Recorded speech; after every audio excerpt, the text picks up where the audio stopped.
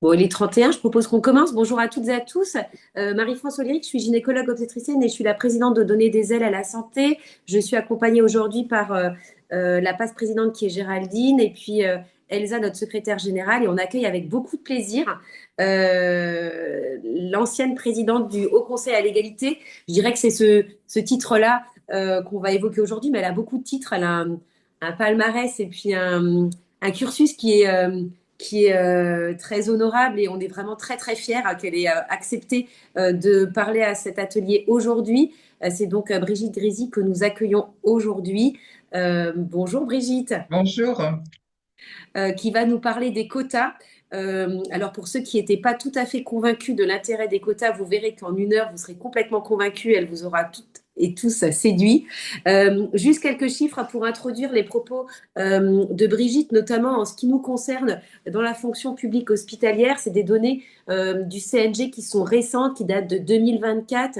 On a plus de 60% d'étudiantes en médecine. On a comme médecins hospitaliers femmes 56%. Et pourtant, sur les derniers chiffres, on a 32% de femmes PCME. On a par contre 49% de vice-présidentes de CME. On pourra parler toujours de l'éternelle place numéro 2 des femmes. Sur le pourcentage des chefs de pôle, on a 35% avec un petit gap entre les CHU, CHR où il y a 23% de femmes chefs de pôle et les CH où elles sont 39% et les chefs de service 41% avec pareil 46% dans les centres hospitaliers et 32% dans les CHU, CHR.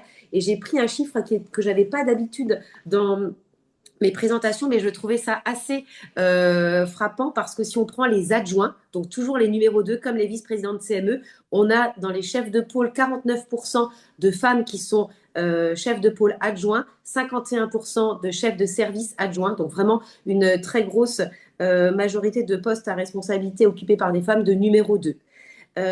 Les PU, ben, ça c'est un chiffre qu'on connaît, 25% des PU sont des femmes. Et si on prend chez nos collègues directeurs, il y a 52% du corps de directeurs des hôpitaux qui est occupé par des femmes. Et pourtant, on n'a que 26,8% de numéro 1 femmes. Donc ça donne un petit peu l'ambiance de la fonction publique hospitalière. Le vivier existe puisqu'on a des 56% de médecins hospitaliers, 52% de directrices.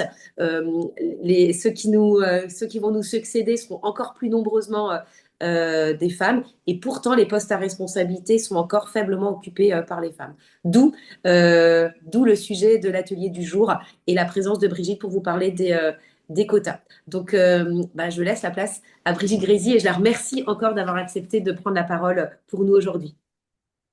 Bonjour, bonjour à toutes et à tous peut-être. Alors le sujet, les quotas, une nécessité ou une controverse. Alors, première chose, il faut bien définir les quotas, hein. Les quotas, c'est une règle qui fixe une proportion obligatoire pour garantir la présence d'un groupe donné. Et le caractère obligatoire fait toute la différence avec simplement des objectifs chiffrés parce qu'il suppose donc des sanctions. Alors aujourd'hui, le discours actuel sur les quotas pose un peu problème. Je dirais même qu'il est un peu à bout de souffle. Pourquoi? Parce que soit on présente les quotas comme une mauvaise pilule à avaler, mais néanmoins nécessaire pour débloquer le passage et l'accès des femmes aux postes à responsabilité, soit, et ce mouvement grandit aujourd'hui, on les présente comme une sorte d'hérésie anti-méritocratique et voire comme une idéologie woke à bannir. Donc, on a toujours une vision qui est quand même assez négative. Soit c'est une mauvaise pilule, mais il faut bien le faire, soit carrément c'est une hérésie. Alors, pour revenir, je vais parler un peu du langage. Je trouve que les métaphores utilisées pour retracer précisément la difficulté d'accès des femmes aux postes de responsabilité, et notamment la métaphore du plafond de verre, n'est pas véritablement adaptée. D'abord parce que le choix du matériau du verre prête à sourire quand on voit que tous les hommes sont agglutinés et qu'on aimerait mieux parler de plafond de béton, mais plutôt parce que cette métaphore reflète mal le réel et laisse supposer qu'on a une masse statique de femmes coincées sous le plafond de verre et qu'en quelque sorte, cela leur fait porter la charge de la culpabilité. Et ça ouvre la voie aux oukases en tout genre, allez, oser mesdames, abat le syndrome de l'imposteur, yes you can, etc. alors que ce n'est ni la faute des femmes, ni la faute des filles, qui sont soumises à une fabrication différente des sexes depuis l'enfance. Et c'est pourquoi, moi, je préfère la métaphore des deux ascenseurs, qui est plus adaptée. Alors, il y a l'ascenseur des hommes, un ascenseur moderne, rapide, bien huilé, et puis l'ascenseur des femmes, qui est truqué et grippé par un mal qui ronge tous les rouages et qui s'appelle le sexisme. Et en plus, non content d'être grippé, il est soumis à des charges bien différentes de celui des hommes. À 30 ans, les enfants montent, à 50 ans, les personnes âgées dépendantes montent, et donc l'ascenseur des femmes, brinque-ballant et surchargé, grimpe difficilement à tous les étages et coince souvent avant l'étage des grands chefs. Alors les chiffres sont là aussi pour renforcer les métaphores. Évidemment, nous avons eu quelques chiffres absolument essentiels, mais moi, ce que je voudrais dire, c'est que finalement, les femmes coincées dans l'ascenseur, elles ont toujours des mensurations, hein. Les mensurations de l'effigie des femmes éternelles secondes sont quasiment toujours les mêmes. 50, 30, 15, 5. En général, il y a 3 points pour les mensurations. Là, il y en a 4. 50, c'est la proportion de femmes dans les organisations. C'est un peu plus chez vous à l'hôpital, mais en gros, c'est ça. 30, c'est les cadres intermédiaires, 15, c'est les cadres supérieurs, et 5, c'est les cadres dirigeants. Et donc, on a une forme d'amincissement permanent de la place des femmes, et les variations sont infinies, mais suivent toujours cette espèce de schéma d'entonnoir ou de tuyau percé, avec la variante récente dans le privé de ce qu'on appelle l'opting out, c'est-à-dire un phénomène qui désigne des trajectoires de carrière des femmes à qui tout semblait réussir, et puis qui décident de partir, de quitter leur emploi, parce que c'est trop. Alors certes, à l'hôpital, le nombre de femmes à la base est beaucoup plus important, de l'ordre de 78%, mais la cure d'amaigrissement est du même ordre. On a 52% de directrices d'hôpital, mais seulement 27% de chefs d'établissement. On a près de 56% de femmes parmi les praticiens hospitaliers, mais seulement 25,6% de PUPH. Vous voyez, cet amaigrissement est bien là. Donc, autrement dit, le sexisme et l'inégal partage des tâches, les deux étant extrêmement liés, expliquent que les choses ne sont pas égales par ailleurs. J'aime cette formule, qui est une formule économique. Toutes les choses ne sont pas égales par ailleurs.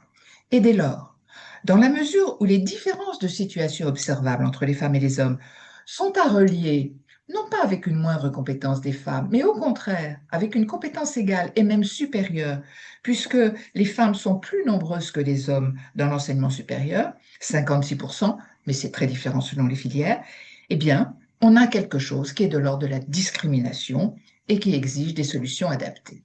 Alors, première chose, c'est l'argument des quotas comme outil de rééquilibrage des inégalités constatées. C'est l'argument qui est l'argument mainstream. On conserve le modèle actuel, mais on le rend plus inclusif pour les femmes, en chassant les biais institutionnels du sexe, en forçant le passage, et donc on prend cet outil magique des quotas. C'est la clé pour ouvrir la porte, hein, qui est fermée à triple tour même, et puis ensuite que le meilleur gagne, c'est-à-dire ensuite c'est les compétences et les talents qui s'expriment. Alors les quotas, oui, ça marche. Ils ont fait la démonstration de leur efficacité. Dans le privé, on est à 46,5% de femmes dans les conseils d'administration des plus grandes capitalisations boursières. On a plus de 40% de femmes dans les flux de primo-nomination dans la fonction publique. On est également encore à un niveau supérieur dans la fonction publique hospitalière. Donc ça marche. Mais tout de suite, le diable se cache dans les détails. On a deux bémols très forts. Par exemple, on a bien plus de 45% de femmes dans les conseils d'administration du CAC 40, mais on a à peine 35% de femmes dans les petites capitalisations boursières qui tombent sous le coup de la loi Copé-Zimmermann, mais qui ne sont pas évaluées. Et on a moins de 30% dans les sociétés non soumises aux quotas. Et de plus, on a très très peu de femmes PDG ou directrices générales, à peine 10% dans le SBF 120 en 2024. Et donc, les quotas ont des limites que j'aime à dire sous forme de 3 mantras. C'est facile à retenir.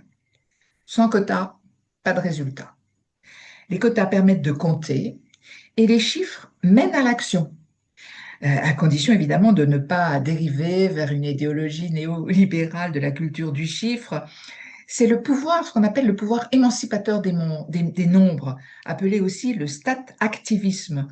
Et il faut quand même se méfier de la satisfaction des chiffres qui dédouanent de faire des progrès. Mais en tout cas, Le comptage mène à l'action. Deuxième chose, les quotas ne marchent que quand ils sont évalués et sanctionnés. Si on ne les évalue pas, ça ne marche pas. Et troisième chose, c'est que la parité s'arrête aux portes du pouvoir et néglige les cadres intermédiaires. On aime à dire que la parité fonctionne jusqu'à la porte des grandes responsabilités. Mais on oublie de dire que la parité ne s'attaque pas à un niveau qui est essentiel, c'est les cadres intermédiaires. On a deux ventres mous, si je puis dire, les cadres intermédiaires et le top management. Et donc, la parité n'est pas déclenchée assez tôt et elle s'arrête trop tôt aux portes du vrai pouvoir. Cela ne veut pas dire qu'il faudrait instaurer des quotas pour les cadres intermédiaires, mais au moins des objectifs chiffrés pour essayer de travailler sur la cordée. Sans cordée, on n'arrivera pas à mettre des femmes à la tête des organisations. Alors, OK, le premier argumentaire sur la fonction réparatrice des quotas, ça marche, mais le contexte a changé. Et ça, c'est ça qui est important. Il a changé, je dirais, depuis plus d'un an, donc c'est récent.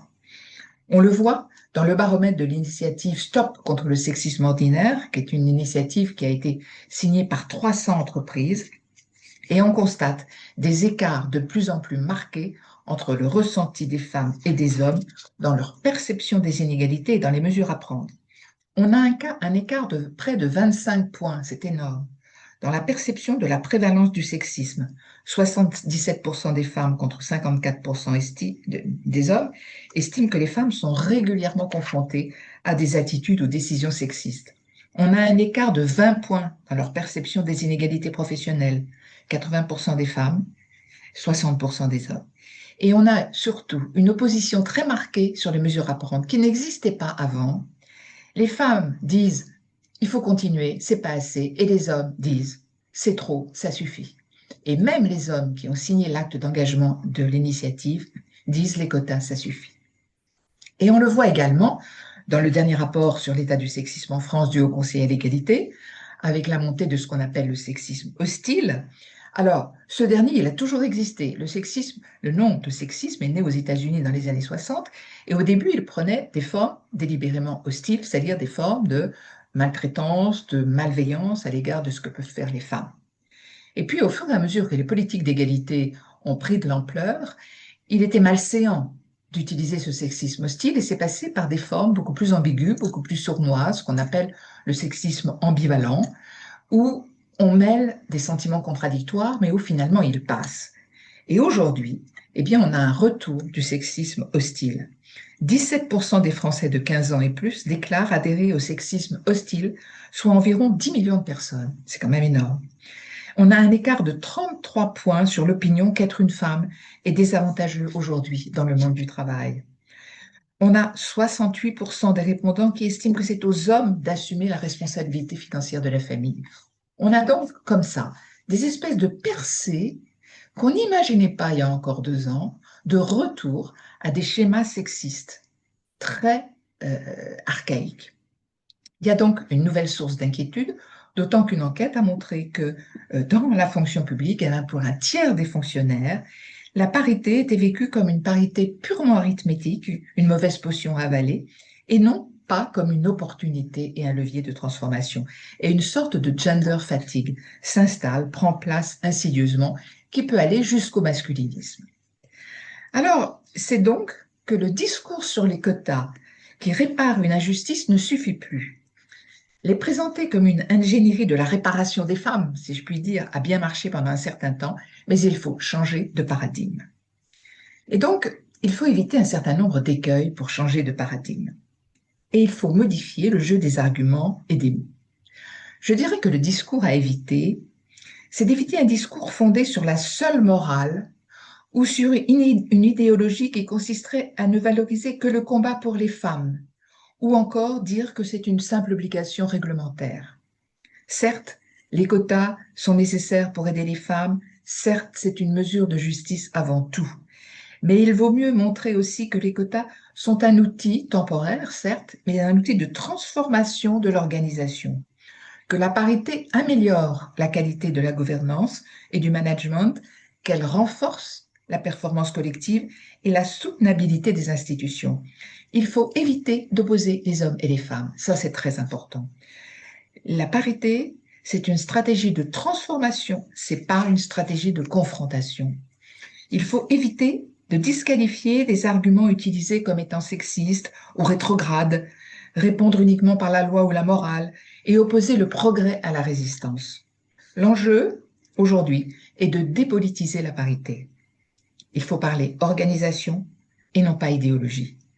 Au lieu de parler tout de suite de domination, de patriarcat, de privilèges, d'injustice systémique, qui sont là dans notre tête et qu'il ne faut jamais oublier et qu'il faudra redire à bon escient, eh bien, il faut opposer aux critiques des quotas l'organisation du travail, la qualité des décisions, la continuité, la sécurité et l'intelligence collective.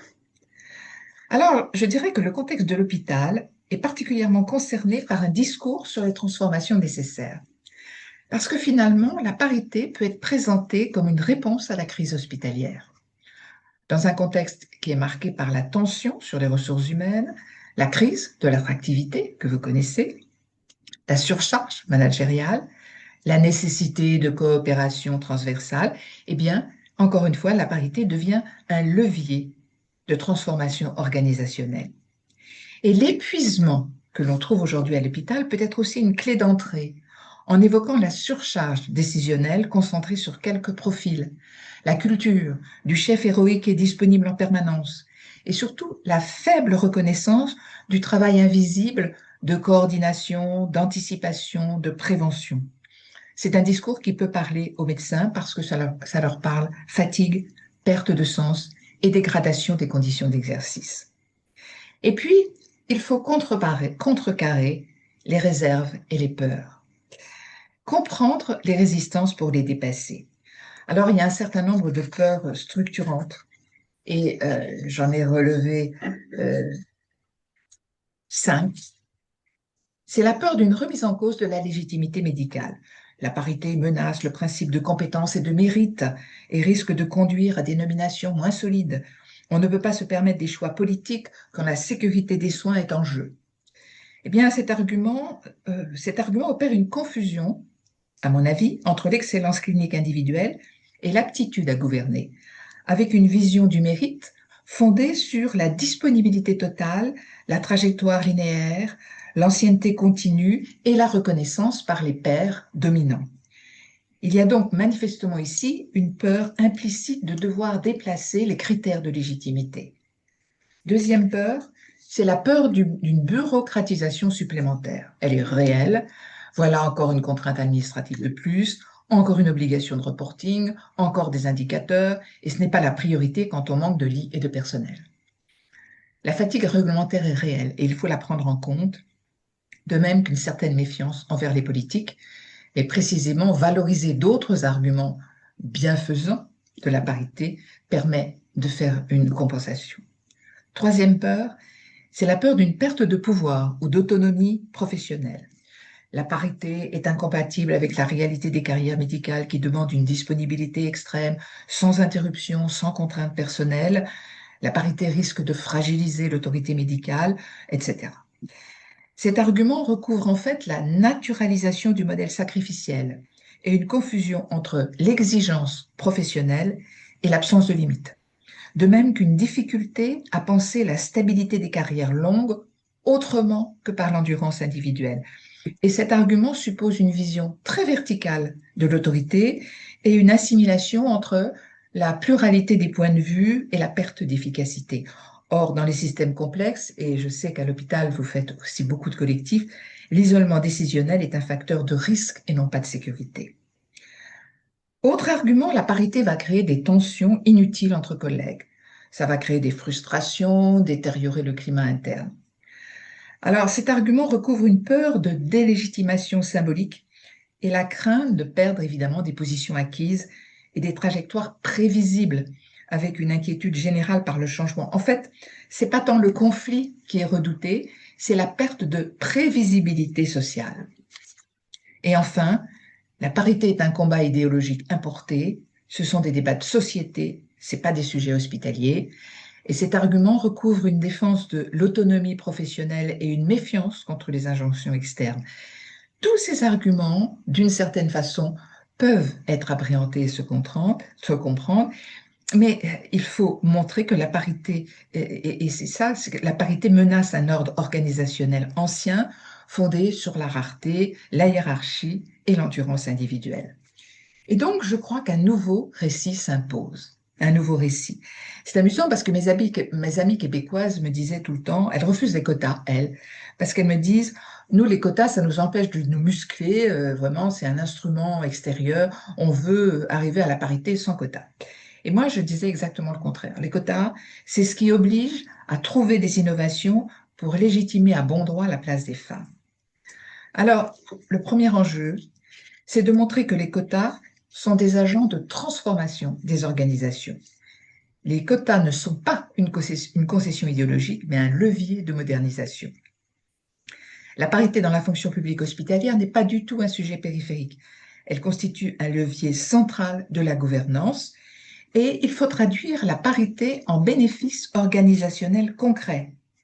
La parité sécurise les décisions, protège les collectifs, rend les carrières durables, renforce la qualité du soin. Elle ne remet pas en cause la compétence médicale, mais elle interroge la manière dont nous organisons le pouvoir et la durée dans l'hôpital. Et les quotas ne corrigent pas un déficit de compétences féminines, bien au contraire. Ils corrigent des systèmes de sélection endogames, une reproduction à l'identique des élites et des normes implicites de leadership construites dans l'histoire sur l'homogénéité. Et donc, le problème n'est pas l'absence de femmes, mais l'excès de similitudes. Donc, l'outil est un outil de diversification, la parité, pardon, c'est un outil de diversification structurelle du pouvoir, et les quotas sont bien un levier d'ingénierie organisationnelle. Les quotas ne visent pas à corriger des individus, mais visent à corriger un système, et c'est ça qui est important. Alors, pour ce faire, on a trois types d'arguments. Le premier, et c'est celui qui est sans doute le plus contre-intuitif, celui qui n'est pas suffisamment manié, puisqu'on a vu qu'il y avait deux façons, le quota est un mal nécessaire ou c'est un mal qu'il faut éviter. Moi, je dirais que les quotas sont vertueux et qu'ils sont les moyens de restaurer les conditions de la méritocratie. C'est sans doute l'argument qui est le plus opposé à la thèse des antiparitaires. Parce que là, on retourne le stigmate, mais on le fait au niveau individuel. Les quotas sont vertueux parce qu'ils révèlent le biais caché du mérite.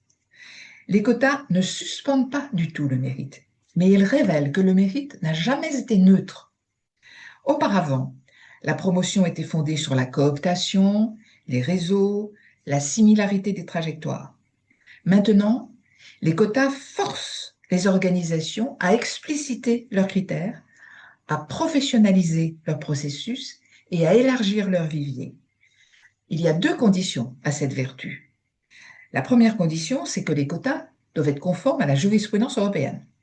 La jurisprudence européenne exige que les quotas soient temporaires et qu'ils promeuvent le sexe sous-représenté à compétences égales. Il ne s'est jamais s'agit de promouvoir une mauvaise au détriment d'un bon.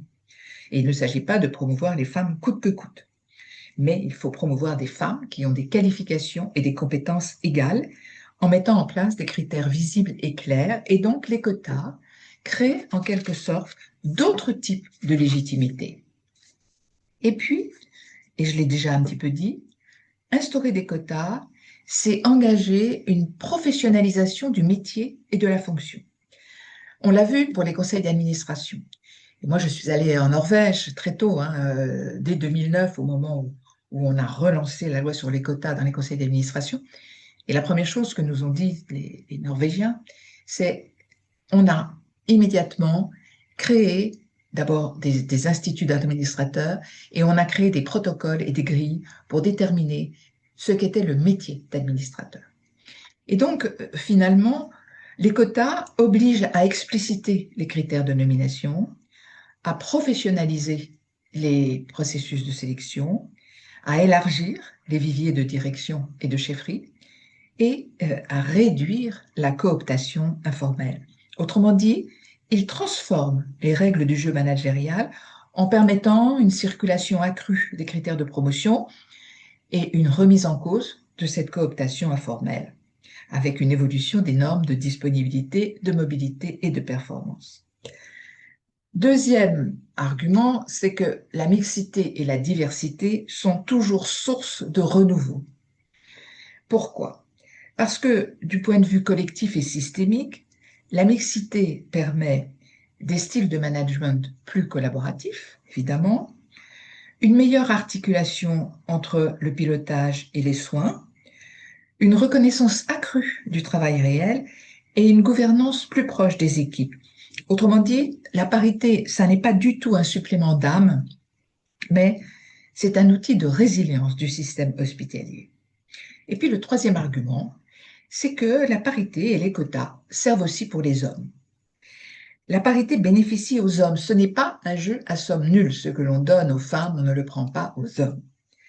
Parce que finalement, les quotas bénéficient aux hommes en desserrant les normes virilistes du leadership, dont les normes de disponibilité permanente. Et puis, pour les jeunes générations, en mettant à l'agenda le sujet de la compatibilité de la carrière et de la vie personnelle, ce qui n'était jamais à l'agenda auparavant, en permettant aux organisations d'élargir durablement leur vivier de dirigeants, et enfin, en mettant à l'agenda des organisations toute la question des violences sexistes et sexuelles et du sexisme interrelationnel dans toutes ces manifestations, et on sait qu'elles sont nombreuses, allant depuis les blagues sexistes, l'esprit carabin dont on parle souvent, les blagues sexistes, les fresques qui sont des offenses aux femmes, etc., etc. Plus généralement, la mixité permet de diversifier les modèles de réussite professionnelle et de réduire la pression sur un nombre limité de profils masculins. Alors, quand on a dit cela, je crois qu'il faut envisager 3 conclusions. On a vu que les quotas marchaient à une triple condition, qu'ils soient évalués et sanctionnés, et ils sont bien sanctionnés dans la fonction publique puisqu'on paye s'il n'y a pas le nombre suffisant, qu'ils prennent en compte aussi les cadres de dirigeants et les cadres intermédiaires pour éviter qu'il y ait une rupture dans la cordée, mais surtout qu'ils soient accompagnés d'un discours positif sur la parité comme agent de transformation et de modernisation des structures de travail pour éviter la gender fatigue d'une parité qui est vue comme la cerise sur le gâteau. Se dessinent aujourd'hui à l'évidence d'autres aspirations, d'autres systèmes de valeurs, la volonté de jouer sans doute à un autre jeu et de valoriser le capital humain, d'être citoyenne du monde, etc. Mais alors, il faut aller au-delà des quotas. C'est-à-dire que les quotas tout seuls, ça ne suffit pas. Mais je vais aller très vite là-dessus. Je crois que les quotas doivent être accompagnés par 3 démarches. Il faut contraindre, on l'a vu, il faut convaincre et il faut accompagner. Contraindre, ça, c'est le rôle des quotas qui sont un bien nécessaire. Il faut changer la formule, ce n'est pas un mal nécessaire, c'est un bien nécessaire, les quotas. Et on ne peut qu'encourager le mouvement actuel qui a intégré depuis la loi du 19 juillet 2023 visant à renforcer l'accès des femmes aux responsabilités dans la fonction publique, les chefs de pôle et les chefs de service. Et cette loi complète le dispositif issu de la loi Sauvadet de 2012 et elle prévoit également un objectif de 50% de chaque sexe dans les primo-nominations aux emplois supérieurs de l'État à partir de 2026 et en instaurant un seuil de 40% dans le stock. Donc, ça bouge également de l'autre côté. Et deuxième point, c'est convaincre. Pour dépasser le simple stade arithmétique et quantitatif qui fait que le discours sur les quotas est à bout de souffle si on dit « il faut compter seulement », eh bien, il faut travailler sur un récit positif, c'est ce que j'ai tenté de faire, avec tous les bémols qu'on peut y trouver, mais c'est la voie. C'est sans doute l'utopie à suivre. Sans utopie, on n'arrive pas à progresser. Et ça, c'est le discours, je dirais, qui est un discours qui crée l'énergie et l'engagement. Et le troisième point, c'est qu'il faut accompagner. Il s'agit de mettre en place les conditions d'égalité entre les femmes et les hommes pour rendre possible l'exercice des mandats obtenus par quota et des postes de responsabilité. Alors évidemment, cela suppose des tas d'actions sur la question de l'articulation des temps de vie et notamment la question du remplacement des femmes médecins, qui est un sujet qui, je crois, vous occupe beaucoup, avec des brigades de remplacement. Il faut donc également chasser le sexisme dans toutes les procédures RH, formelles et informelles, où on voit qu'il y a tout un vocabulaire sexiste très souvent, ou dans les procédures informelles, évidemment tous les préjugés et les biais de sexe qui s'intègrent dans les choix définitifs alors que ça n'a pas lieu d'être. Et puis, il faut chasser le sexisme dans les relations interpersonnelles. Ça aussi, c'est très important à l'hôpital, en mettant en place des plans d'action précis dans les différents hôpitaux. Ça passe par une charte, bien souvent, c'est-à-dire tolérance zéro au sexisme ordinaire qui est affiché au plus haut niveau de l'organisation, créer des séances de sensibilisation, de formation, mettre des cellules d'écoute, prévenir, écouter, sanctionner les agresseurs, et puis évaluer le ressenti des salariés, évaluer le ressenti qui est aujourd'hui admis comme étant un instrument qui a pris place à côté des enquêtes sur des faits chiffrés qui ne peuvent pas être discutés. Le ressenti est très important, avec tous ces bémols également, puisque plus on fait des enquêtes de ressenti, plus les individus ressentent les phénomènes, plus ils les déclarent. Donc on a évidemment des biais d'interprétation, mais ça c'est extrêmement important et je témoigne évidemment de l'importance de tous les paramètres que vous faites à donner des ailes à la santé, de toute cette recherche de chiffres, parce que sans chiffres, évidemment, on ne progresse pas. Parce que l'enjeu final, et je reviens là-dessus, parce que au départ, moi, je faisais partie des gens qui disaient les femmes se libéreront elles-mêmes de leur chaîne, on n'a pas besoin des hommes. Si les hommes arrivent, ils vont prendre le pouvoir. Je ne dis plus ça. S'ils arrivent, ils vont peut-être prendre le pouvoir, mais maintenant, on se méfie. Je crois que l'enjeu, c'est bien de faire des hommes, non pas des opposants, mais des alliés. Des alliés, c'est pas suffisant. Il faut en faire des acteurs. Et des acteurs de la rupture du système de connivence. Il y a le sexisme est rentable. Le sexisme est toujours rentable. Il est toujours désirable dans les organisations parce qu'il crée des connivences entre pairs. Il crée en quelque sorte un réflexe de euh, boys club. Il crée du statut. Il crée de la reconnaissance. Et tant que le discours n'a pas délégitimé ce qui est désirable et rentable dans le sexisme, c'est-à-dire tout ce qui crée de l'exclusion du féminin, parce que le sexisme, ça sert à ça, à exclure le féminin, on n'y arrivera pas.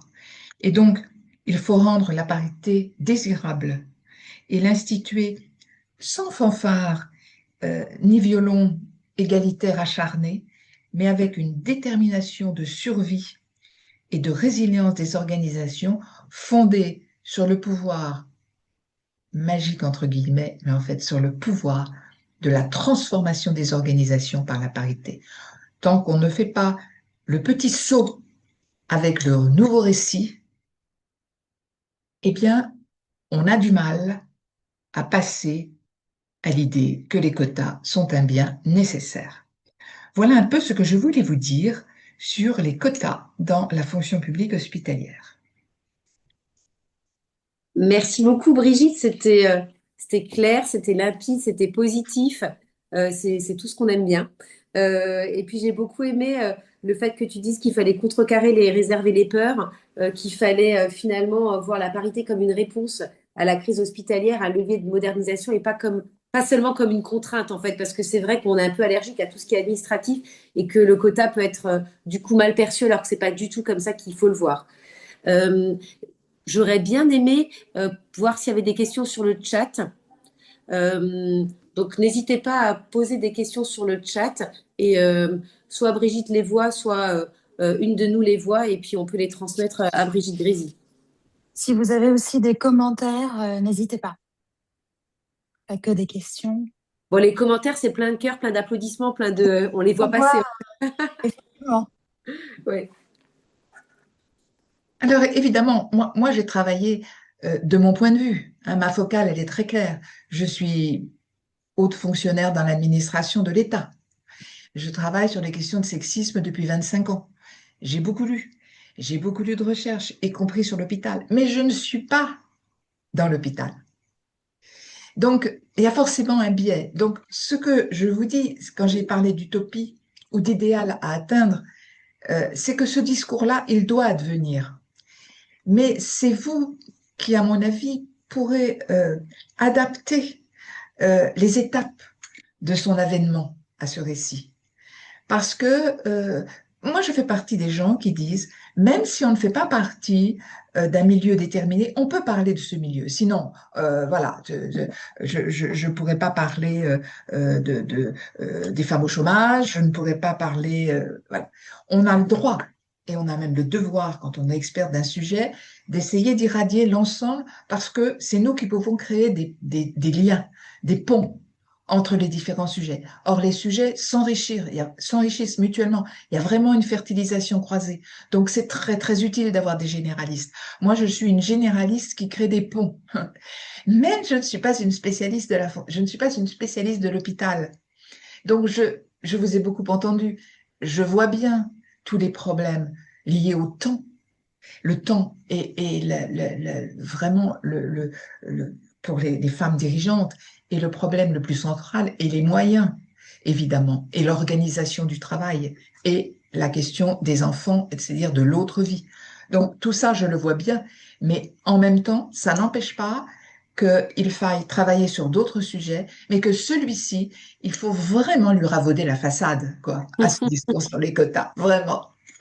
Il y a quelques questions dans le chat, je vais les reprendre par ordre. Il y a Laurence qui dit la parité en politique, du moins, a engendré un déplacement des lieux d'exercice du pouvoir. Peut-on observer la même chose dans le domaine de la santé? On prend plusieurs questions ou au fur et à mesure, comme tu veux. Euh, alors, elles sont longues toutes, alors je pense que c'est peut-être mieux qu'on les prenne Bon, l'une après ok. l'autre, parce que oui.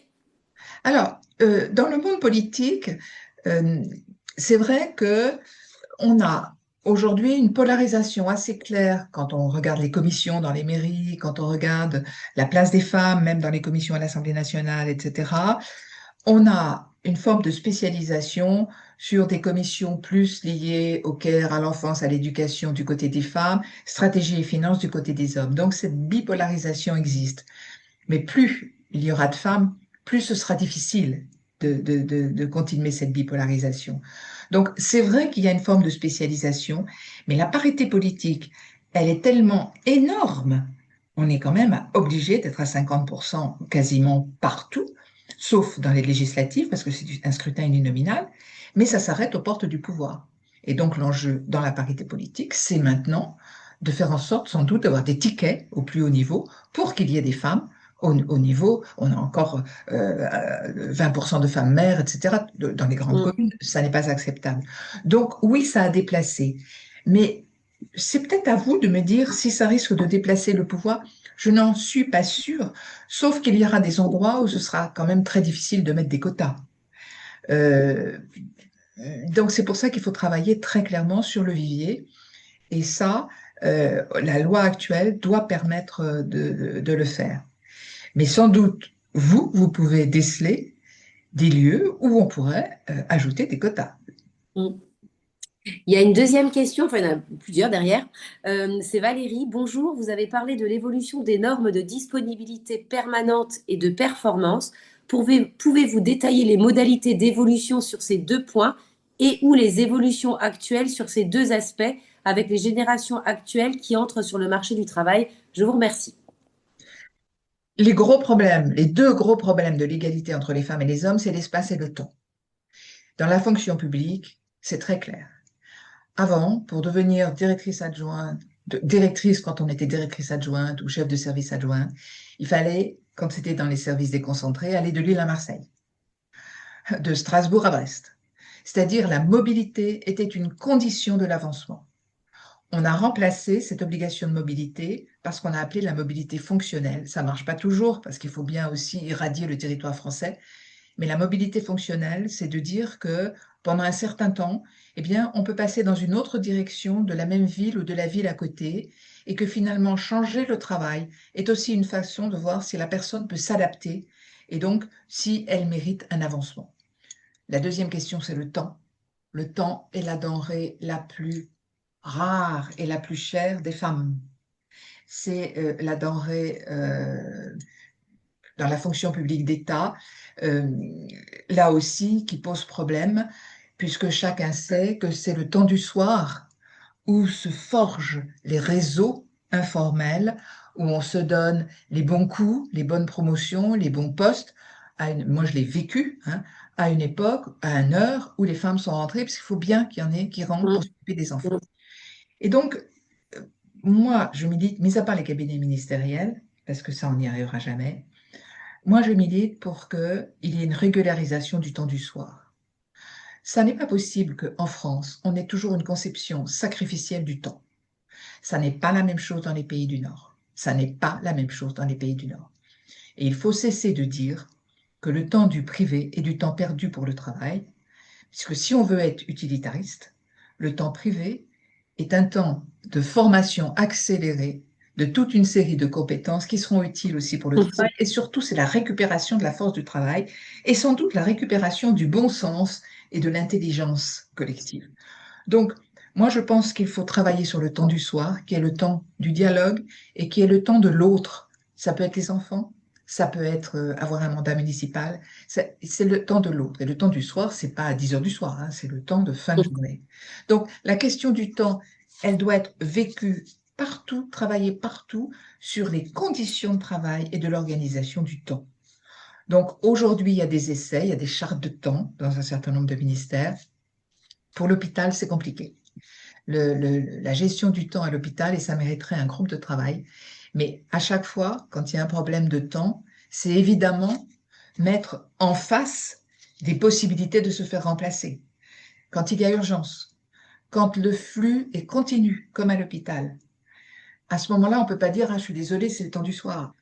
À ce moment-là, oui, c'est le temps du soir, mais il faut arriver à travailler sur des, des organisations de substitution par exemple, sur les femmes médecins, les maisons de santé, hein, où il y a plusieurs femmes médecins, par exemple, dans les territoires ruraux, eh bien, ça aboutit au fait que ben, les personnes n'ont pas un seul médecin de famille, mais quand elles sont malades, eh bien, ils ont le médecin qui est présent. Comme c'est plusieurs médecins, eh bien, ça peut être une femme, un homme, etc. Ils n'ont pas toujours le même médecin.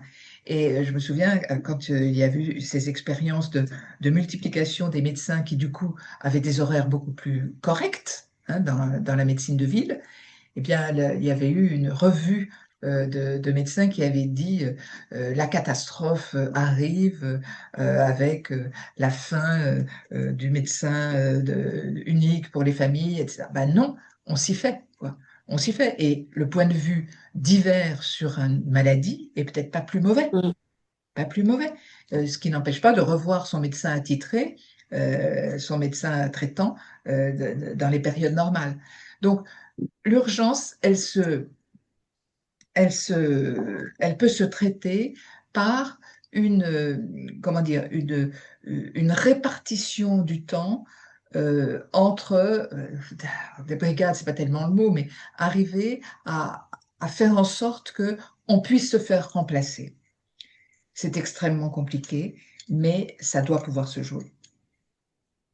Brigitte, il y a encore deux questions. Euh, Comment agir lorsque la gouvernance hospitalière est hostile au changement et évolution? Des interventions venues de l'extérieur sont-elles possibles et efficaces?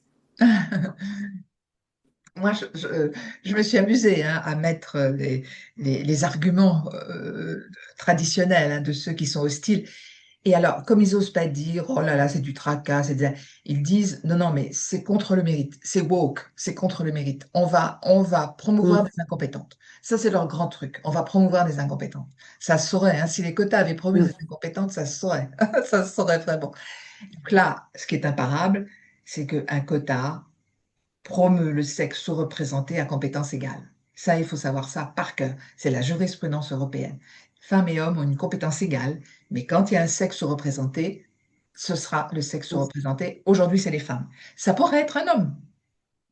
Par exemple, dans les métiers du soin, aujourd'hui, il y a très peu d'hommes pour des tas de raisons, on n'a pas le temps d'en parler ici, mais si c'est à compétence égale, eh bien, on privilégiera les hommes. Mais il faudra faire attention parce que, évidemment, dans les questions des toilettes, des soins, etc., il peut y avoir là un contact des corps où finalement, on a plutôt envie d'avoir le même sexe qui s'occupe de votre toilette intime plutôt que... Il y a des choses, tout ça à prendre en compte.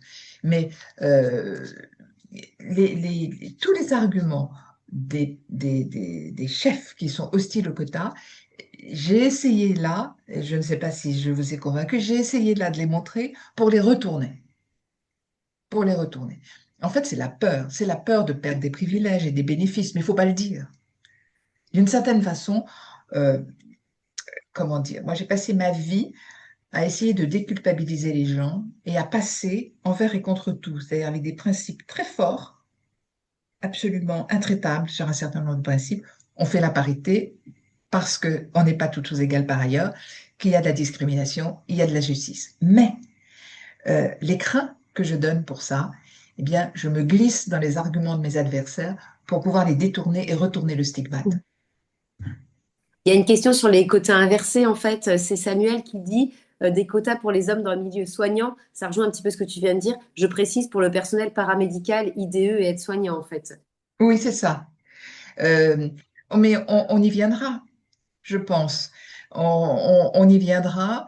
Euh, Encore une fois, tout ça doit s'accompagner. Euh, Par exemple, pour le personnel de soins, puisque il y a très peu, pas pour les infirmiers, parce que là, ils suivent des filières reconnues, etc. Mais pour les personnels de soins qui vont à domicile, on constate que les hommes, les ados, refusent d'aller dans ces filières parce que pour eux, c'est une sorte de perte de valeur identitaire. C'est une histoire de filles, le care, c'est les filles. Donc à l'adolescence, on est très soucieux de son identité de sexe. Et puis aussi, c'est une perte de valeur symbolique et financière, puisque les métiers du soin sont moins bien payés que les métiers de l'argent, évidemment. Et puis, quand ils sont allés ailleurs et que bah, les autres filières ne leur plaisent pas, ou alors que voilà, ils veulent faire autre chose, ils reviennent. Et donc, c'est des deuxièmes intentions qui reviennent vers 22, 23 ans d'hommes dans des filières de soins. Et ça, c'est assez intéressant parce que ils ont déjà un peu connu la vie, le monde, le métier. Et là, on peut arriver à les intégrer. Mais là encore, même s'il n'y a pas du tout de symétrie des manifestations sexistes, hein, le sexisme à l'égard des femmes est massif quand elles sont dans des milieux d'hommes. Quand on a des hommes, par exemple, quand il y a des garçons dans les crèches, eh bien, au bout de des éducateurs de jeunes enfants, au bout de 3 ans, il y en a beaucoup qui deviennent directeurs de crèche.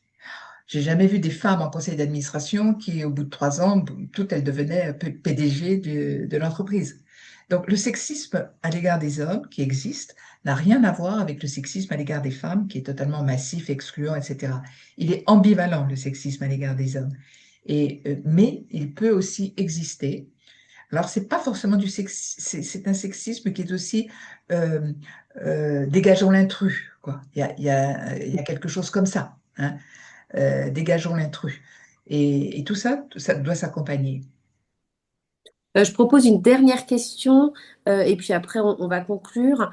La parité pourrait engendrer des transformations du système, mais pour celles qui y entrent avant les transformations, comment faire pour ne pas se heurter à la quasi-obligation de se conformer à des codes masculins, virils, qui engendrent finalement une forme d'autocensure des femmes à investir des systèmes pas encore transformés? Ben, c'est une question de fond, hein, Oui. c'est-à-dire que de toute façon, il faut y aller. Il faut y aller. Faut pas attendre que ce soit mieux parce qu'on ne sait jamais dans quel sens ça va aller. Regardez la montée des masculinismes. Donc, il faut y aller et occuper le terrain. Donc, premièrement, il faut occuper le terrain. Ça, Alors, occuper le terrain au mieux, moi, je pense qu'il faut très vite rejoindre des associations, des réseaux comme le vôtre. Quand on veut prendre des responsabilités, il ne faut pas être tout seul. Il faut très vite se mettre en réseau pour des phénomènes de réassurance et puis pour avoir des conseils. Et puis parce que une femme en réseau induit tout de suite un rapport de force dont la chefferie masculine peut avoir un peu peur. C'est-à-dire que ça l'aide, ça lui donne une cuirasse. Et ça, c'est très important.